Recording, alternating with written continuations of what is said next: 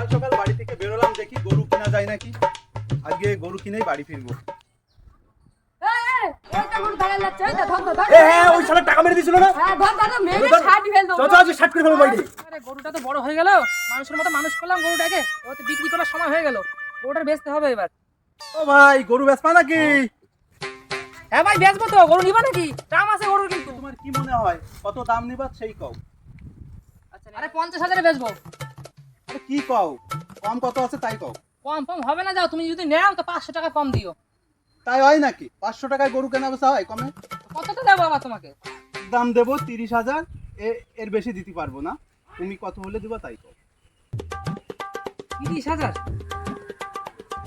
গরুটা তো বেচতে পারছে না। ঠিক আছে দিয়ে দিচ্ছি, যাও পয়সা দাও। ঠিক আছে, ফোন পে দাও। ফোন পে মানে? ফোন পে আবার কি জিনিস? আরে ভাই, এখনো কি সেই পুরনো জামানায় পড়ে থাকবে না? এখন আপডেট হচ্ছে, আপডেটের জামানায় আছে। অত কথা শোনার টাইম নেই, কি সাপ সাপ বলো, টাকা কি দামে দিবা? টাকা আমি ফোন পেতে দেবো।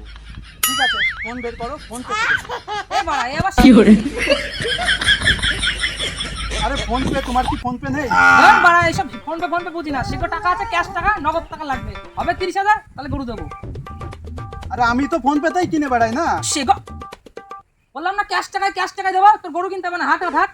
তা তুমি কি গরু নিবা? সাপ সাপ বলো। এই কি হচ্ছে কি হচ্ছে এখানে? গরু বেচছি ভাই, এর কাছে দালালের এই এর কাছে গরু মানে